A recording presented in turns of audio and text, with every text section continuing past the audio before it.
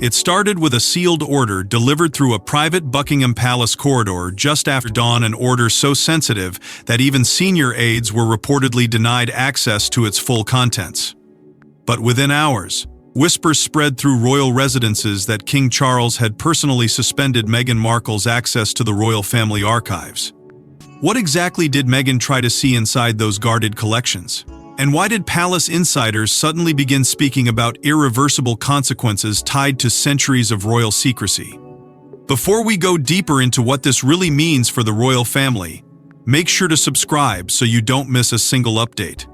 At first, palace officials reportedly attempted to dismiss the growing speculation as another exaggerated royal rumor, the kind that briefly circles through London press corridors before fading into silence.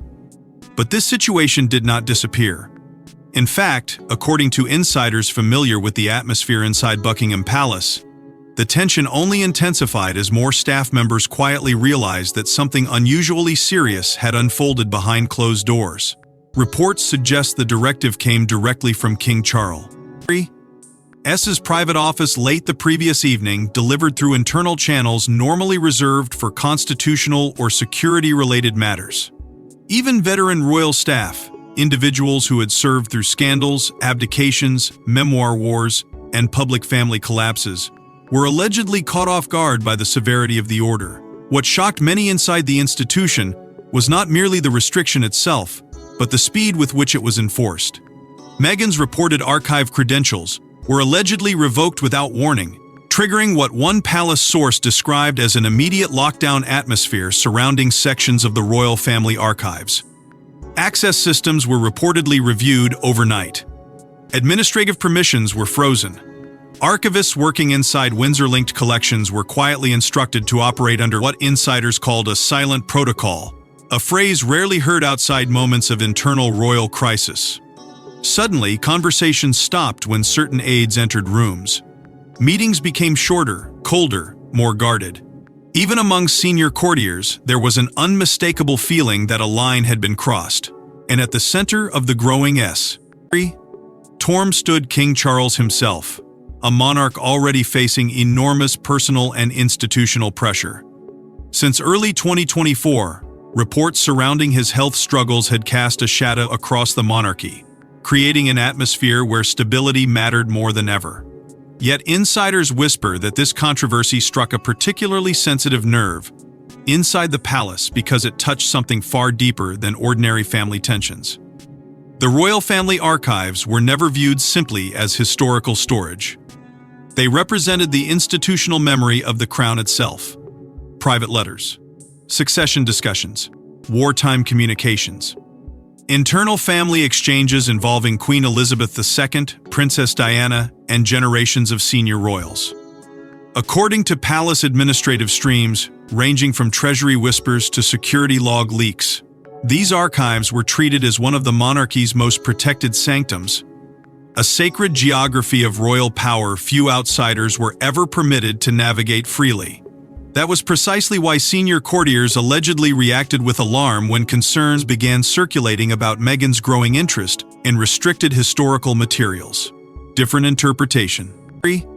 NS of the situation described tensions building quietly for months before finally erupting into confrontation.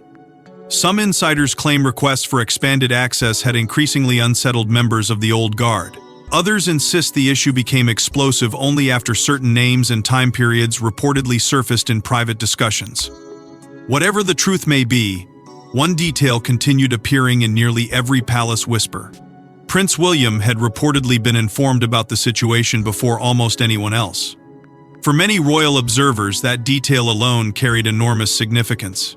Those familiar with the strained relationship between William and the Sussexes say the Prince of Wales has become increasingly protective of institutional boundaries following years of public disclosures, interviews, documentaries, and memoir accusations that deeply fractured trust within the family. Sources close to palace operations claim William viewed the matter not merely as a personal disagreement, but as a dangerous question of control over royal legacy itself. And once those concerns reached Charles during an already fragile period for the monarchy, the atmosphere reportedly shifted from urgency to urgency almost overnight. Even staff members with no direct connection to the archives allegedly sensed the emotional weight pressing down across royal residences. One longtime palace employee reportedly described the mood as icy and unsettled, while another claimed there was visible disbelief at how quickly routine operations transformed into quiet containment measures. It was not only the restriction that frightened people, it was the implication behind it. Because if the palace was willing to take such a dramatic step against a member of the family itself, then whatever triggered the decision had to be viewed internally as profoundly dangerous. And yet, according to those closest to the unfolding drama, the suspension itself was only the surface of the crisis, because behind those sealed archive doors lay documents tied to royal history, inheritance, and a decades-old family battle the palace never wanted reopened. For generations, the royal family archives were never treated as simple storage rooms filled with old papers. They were the monarchy's memory vault, holding private correspondence, succession records, sealed legal opinions, wartime communications, and letters, tied to Queen Elizabeth II herself. And according to palace whispers, Meghan's growing interest in certain restricted materials reportedly triggered panic at the highest levels of the institution. To the outside world, the archives represented history. To the palace, they represented survival. Hidden within those guarded collections was the private anatomy of the modern monarchy itself, preserved through decades of constitutional crises, internal betrayals, succession anxieties, and family fractures that never reached public view. Reports suggest senior members of the royal household viewed the archives not as a library, but as a sacred institutional memory designed to protect continuity across generations. Every sealed folder, every handwritten exchange, every legal memorandum reportedly carried the weight of decisions that shaped the crown during its most vulnerable moments. And according to insiders familiar with palace operations, that was exactly why alarms spread so quickly when Meghan Markle allegedly pushed for broader access to certain protected materials.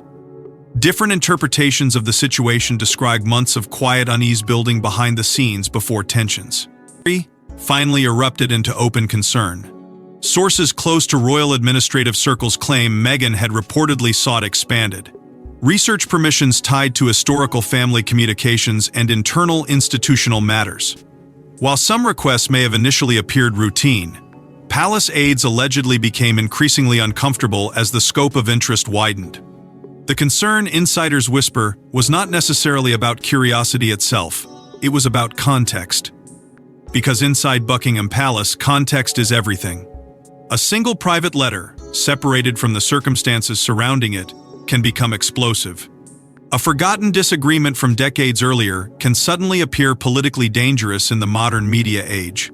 That fear reportedly intensified because the monarchy was already carrying deep scars for earlier breaches of trust connected to Prince Harry's memoir revelations and high-profile interviews.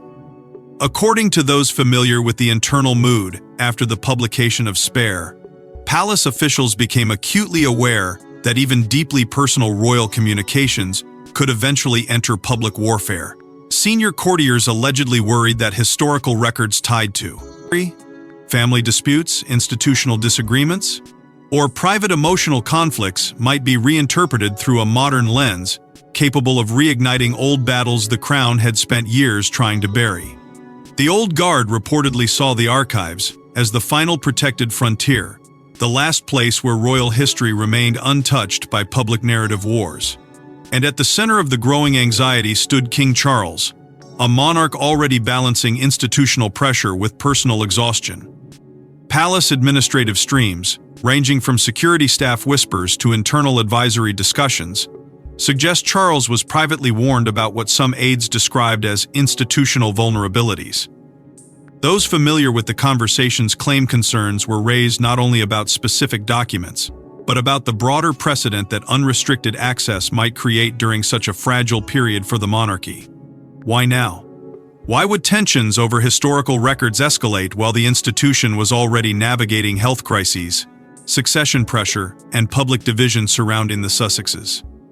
Those questions reportedly haunted senior royal advisors as discussions became increasingly urgent, not behind closed doors.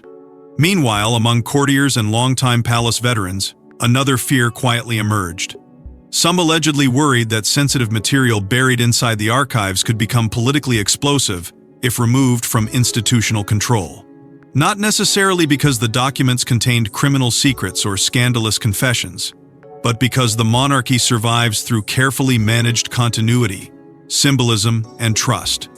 Private disagreements, succession frustrations, emotional tensions involving Queen Elizabeth II, Princess Diana, Prince Philip, and earlier generations of Windsors were reportedly never intended for modern public consumption. According to insiders, the danger was not merely exposure. It was reinterpretation. And as anxiety spread deeper through Buckingham Palace corridors, investigators and royal insiders allegedly began narrowing their focus toward one particularly sensitive collection of records. A collection some believed held the potential to reopen wounds the institution had spent decades trying to contain. Yet the deeper investigators looked into Meghan's alleged archive requests, the more insiders began pointing toward one specific collection. Tian that reportedly changed everything overnight. According to multiple royal insiders, the atmosphere inside Buckingham Palace shifted dramatically after Meghan allegedly requested access connected to private correspondence involving Princess Diana, Queen Elizabeth II, and early Sussex-era internal discussions. What may have appeared to outsiders as historical curiosity reportedly triggered alarm bells among members of the old guard who viewed those records as politically radioactive. At the heart of the growing storm was not simply the question of access, but the emotional gravity attached to the names inside those sealed collections. Princess Diana remained one of the most sensitive figures in modern royal history, a symbol of both extraordinary public devotion and devastating institutional pain. Any archive tied to her private communications reportedly carried immense emotional and political weight inside the palace. According to those familiar with royal administrative tensions, Meghan's alleged interest in correspondence connected to Diana immediately transformed what had once been treated as a manageable internal concern into something far more volatile. Because within the monarchy, Diana's memory was never entirely settled. It lingered like an unresolved fracture running quietly beneath decades of carefully maintained stability. Sources close to palace operations claimed the concern deepened further when discussions allegedly expanded beyond Diana alone and began touching records connected to Queen Elizabeth II and the earliest stages of the Sussexes' integration into royal life. Those years were already viewed internally as deeply traumatic for the institution. Staff resignations, public accusations, family divisions, media wars. The emotional fallout reportedly left scars across multiple royal households. So when whispers spread that Meghan had sought access to communications tied to those sensitive periods, palace veterans allegedly reacted with visible alarm. One insider reportedly described the atmosphere as cold panic, while another claimed longtime courtiers privately viewed the request as crossing a line that had never been crossed before. For members of the old guard, the fear was not merely historical embarrassment. It was repetition. Ever since Prince Harry's interviews and memoir disclosures shook public trust within royal circles, ES reportedly became increasingly suspicious of how private conversations, disagreements, and emotional tensions could later be refrained for global audiences. According to insiders, comparisons to those previous disclosures surfaced almost immediately during internal discussions. Some feared history was beginning to repeat itself. Others worried that archived material could eventually become part of future documentaries, publishing projects, or highly publicized media narratives capable of reigniting royal warfare on an even larger scale. And among those said to be most deeply unsettled was Prince William himself. Reports suggest the Prince of Wales reacted emotionally to the growing controversy, particularly due to the connection with Princess Diana's private legacy. Those familiar with William's protective approach toward his mother's memory claim he viewed certain archival collections as profoundly personal, not merely institutional. For years, insiders whisper that William has carried enormous resentment over what he allegedly sees as the public exploitation of deeply private family pain. That is why, according to palace administrative streams, the possibility of additional senior set of records entering modern public battles reportedly struck an especially painful nerve. Meanwhile, divisions inside the institution itself allegedly became impossible to ignore. Younger aides and modernization advocates were said to view tighter archive restrictions as excessive and damaging to reconciliation efforts. But traditionalists inside Buckingham Palace reportedly argued the exact opposite. To them, protecting the archives meant protecting the crown itself. They feared another collapse of trust at a time when the monarchy could least afford it. Senior advisors allegedly warned King Charles that even the perception of institutional vulnerability could weaken royal authority during an already fragile era marked by illness, succession uncertainty, and growing public scrutiny. And so the pressure surrounding Charles intensified from every direction. Some urged restraint in hopes of avoiding another catastrophic family rupture.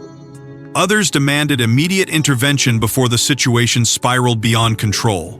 According to insiders, the king reportedly found himself trapped between emotion and duty, between personal affection and institutional survival. But while Meghan's critics inside the palace pushed for immediate restrictions, King Charles reportedly hesitated until one private meeting changed the course of the entire confrontation. Sources close to palace administrative circles claim King Charles spent days wrestling with the decision while continuing treatment and managing mounting constitutional pressure. Those familiar with the meetings describe a monarch caught between family loyalty and institutional survival. But behind closed doors, senior royals reportedly warned him that hesitation could permanently weaken the crown's authority. By that stage, the controversy surrounding Meghan's alleged archive requests had reportedly evolved into something far more dangerous than a private family disagreement. According to insiders familiar with the palace atmosphere, the issue became a direct test of whether the monarchy still possessed the ability to enforce boundaries inside its own walls. And for King Charles, the timing could hardly have been worse. Already burdened by relentless health concerns, public scrutiny, and growing anxiety about the future stability of the institution, the king was reportedly emotionally exhausted long before this test confrontation erupted. Palace veterans whisper that Charles increasingly appeared trapped between two irreconcilable forces: his instinct to preserve family unity and his constitutional obligation to protect the crown above all else. Those closest to the internal discussions claimed the emotional strain inside Buckingham Palace became almost unbearable during a series of private consultations held over several tense days. Senior advisors allegedly warned Charles that the monarchy was entering dangerous territory, where even perceived weakness could trigger long-term institutional damage. According to one palace source, the central fear was not simply about Meghan herself, but about precedent. If sensitive archival protections could be challenged without consequence, what would remain untouchable in the future? What safeguard would still exist between the monarchy's private institutional memory and the growing global machinery of public narrative warfare? At the center of the pressure campaign reportedly stood Princess Anne, whose influence during moments of royal instability has long been whispered about within palace circles, described by insiders as unwavering and brutally disciplined. Anne allegedly pushed firmly for what she viewed as non-negotiable institutional boundaries. Those familiar with her position claim she saw the archives not merely as family property, but as part of the sacred framework protecting continuity between reigns. According to administrative whispers, Anne reportedly argued that emotional hesitation could not be allowed to override constitutional responsibility. To her, the matter was simple, even if painful. The crown had survived crises before because previous generations understood one brutal principle: duty over personal relationships. Prince William was also said to be deeply involved in the growing discussions.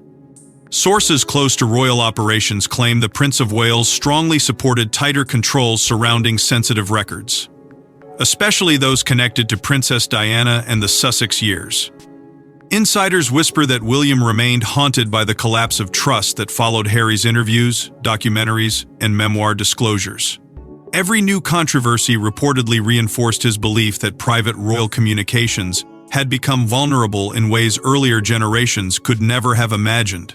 According to that, he is familiar with his thinking. William increasingly viewed institutional discipline not as cruelty, but as survival. Meanwhile, palace advisors allegedly escalated their warnings to Charles with mounting urgency. Some reportedly feared that internal records, if politicized or publicly reframed, could destabilize future reigns long after the current crisis faded. Others worried about legal complications, constitutional embarrassment, and renewed media warfare capable of damaging public confidence in the monarchy during an already fragile transition period. Reports suggest emergency consultations were quietly held involving archival staff, legal advisors, constitutional experts, and senior household figures. The discussions reportedly focused on how to contain the situation before trust inside the institution fractured even further. And throughout it all, Charles reportedly struggled with the emotional consequences of what he was being asked to authorize. Those close to palace administrative circles describe a monarch visibly worn down by years of family conflict, public scandal, and personal illness, now facing another devastating choice that threatened to deepen the divide within his own family. Yet insiders claim the final turning point came when advisors warned him that failing to act decisively could permanently undermine the authority of the crown during one of the most vulnerable periods in modern royal history. That warning, according to palace whispers, changed everything. Because after days of hesitation, emotional debate, and institutional pressure, King Charles ultimately made the decision himself, and once the order was signed, the palace machinery reportedly moved with chilling speed, transforming what began as a private restriction into a silent royal exile from one of the monarchy's most guarded inner circles. No public announcement was made. No press conference was held. But according to insiders, Meghan's removal from archive access triggered a quiet chain reaction throughout royal operations. Security permissions were allegedly reviewed. Internal communication channels tightened. Even longtime staff members reportedly sensed that Buckingham Palace had entered what one aide called containment mode. What made the situation so unsettling inside royal circles was the silence surrounding it. There were no official denials, no carefully managed Ellis briefings, no public attempt to soften the growing speculation.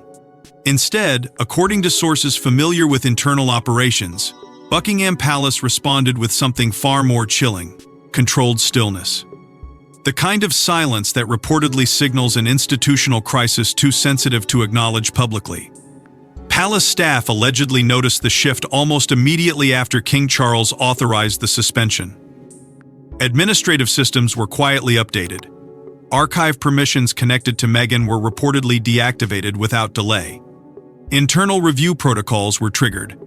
Even individuals with partial clearance reportedly found themselves facing unexpected restrictions as senior officials moved rapidly to reinforce institutional control. Those familiar with the palace atmosphere claim the reaction spread far beyond the archives themselves. Communication channels reportedly became tighter overnight, with aides allegedly instructed not to discuss the matter externally under any circumstances. Some insiders describe conversations abruptly ending whenever certain senior officials entered rooms. Others claim longtime employees who had survived decades inside the oil machines suddenly felt a familiar sense of institutional lockdown returning, the same atmosphere that reportedly emerged during earlier moments of catastrophic family tension. According to palace veterans, Buckingham Palace functions almost like a living organism during crises. It closes ranks. Information narrows. Loyalty becomes quietly tested. And beneath the controlled silence, fear reportedly began spreading among courtiers about what might happen if details of the confrontation leaked publicly. Some insiders allegedly worried the situation could spiral into another global Sussex versus Windsor media war, reigniting wounds the institution had desperately tried to stabilize after years of interviews, memoir accusations, and public family fractures. Others feared that any perception of palace paranoia could backfire catastrophically, feeding speculation that hidden royal secrets were being aggressively protected. According to sources close to administrative staff, the greatest anxiety inside Buckingham Palace was not simply about exposure. It was about escalation. Meanwhile, reports suggest Prince Harry reacted with fury as tensions surrounding Meghan intensified behind closed doors. Those familiar with Sussex circles claim the situation deepened an already catastrophic collapse of trust between Harry and the senior royals. Insiders whisper that Harry viewed the restriction not as an institutional safeguard, but as another calculated rejection of Meghan by the royal establishment. That perception reportedly widened the emotional divide even further between California and the palace, transforming what may have begun as a procedural dispute into another deeply personal royal rupture. Inside Buckingham Palace, however, traditionalists allegedly viewed the matter through a completely different lens. Senior members of the Old Guard reportedly believed the crown had reached a dangerous crossroads, where institutional discipline could no longer be delayed for the sake of preserving appearances. According to palace administrative whispers, some courtiers privately described the suspension as painful but necessary, arguing that the monarchy's survival depended on maintaining strict control over sensitive historical material. To them, the issue was not revenge. It was preservation. The archives represented continuity, legitimacy, and the protected memory of Jean. Rations who believed the institution must always come before individual grievances. That mindset reportedly led many longtime palace figures to compare the current situation to earlier royal freezing-out strategies quietly used during previous crises. Different interpretations of royal history describe moments where access, influence, and proximity were gradually reduced behind the scenes long before formal separations became publicly visible.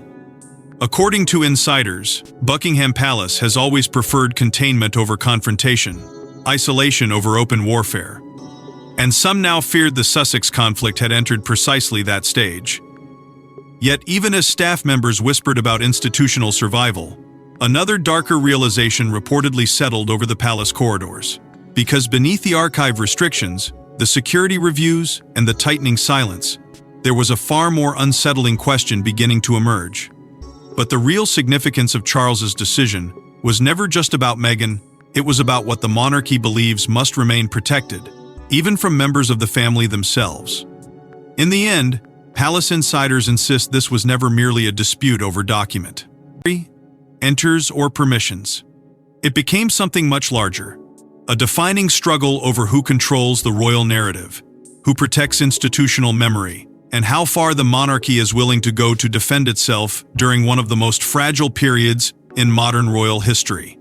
As the controversy spread beyond Buckingham Palace walls and into the global conversation surrounding the monarchy, one reality reportedly became impossible for senior royals to ignore. The crisis was no longer simply about Meghan Markle. It had evolved into a symbolic battle over the future identity of the crown itself.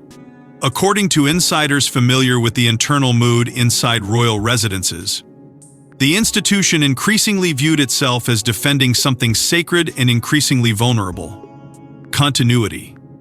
The palace had survived abdications, scandals, divorces, leaks, betrayals, and public humiliation before.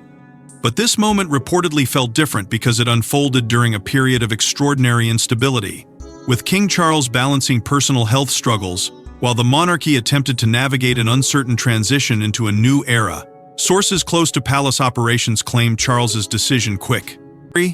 Cly became viewed internally as a line in the sand, a declaration that the institution would continue placing itself above individual relationships, no matter how painful the consequences became. For many within the Old Guard, the message was unmistakable. The monarchy could adapt. It could modernize. It could survive criticism. But it could not surrender control over the historical memory that defined its legitimacy. According to administrative whispers, senior advisors repeatedly framed the issue around one principle that has reportedly guided the institution for generations. The crown must survive beyond the emotions of any single moment. That philosophy, insiders say, increasingly elevated Prince William and Princess Anne into the role of institutional guardians during the crisis. William reportedly emerged as a determined protector of royal continuity, shaped by years of emotional fallout tied to his mother's legacy, family fractures, and public betrayals. Anne, meanwhile, was allegedly viewed inside palace circles as the iron defender of constitutional discipline, someone unwilling to compromise institutional boundaries even under enormous emotional pressure. Together, according NG to those familiar with the internal dynamics, they represented the old royal instinct for survival. Protect the structure first, endure the personal pain later. Meanwhile, the Sussexes reportedly found themselves drifting even further from the emotional and operational center of royal life. Insiders claim Meghan and Harry were increasingly viewed not as rebellious insiders attempting reform, but as outsiders standing in opposition to the institution itself. That perception allegedly deepened with every new controversy, every unresolved grievance, and every public fracture that widened the already catastrophic divide between California and Buckingham Palace. According to Palace Whispers, trust had eroded so deeply that even routine interactions were now filtered through fear, suspicion, and defensive calculation. And throughout it all, the royal family archives slowly transformed into something far more symbolic than shelves of protected documents. They became a metaphor for power itself, for memory, for legitimacy. Hidden behind those secured collections were not merely letters and records, but the monarchy's version of truth, carefully preserved through generations of triumph, suffering, sacrifice, and silence. The archives represented the stories the institution chose to protect, the wounds it chose to bury, and the legacy it believed belonged not to individuals, but to the crown as a permanent entity, surviving beyond every personal conflict. Yet despite the palace's attempts to contain the situation, one question reportedly continued haunting both royal insiders and the public alike. Could reconciliation ever truly happen after this? Sources close to the institution claim no clear answer exists. Some believe time may eventually soften the divide. Others fear the fracture has become permanent, hardened by years of mistrust and emotional devastation that neither side fully knows how to repair. And perhaps that uncertainty explains why palace silence only intensified worldwide fascination surrounding the confrontation. Because the less Buckingham Palace said publicly, the louder the speculation became. And as the doors to the royal family archives reportedly closed behind Meghan for the final time, one unsettling question continued echoing through Buckingham Palace corridors. What secrets inside those vaults were considered too dangerous to ever leave the crown's control? Thanks for watching. Please don't forget to like and subscribe, and we will see you in the next one.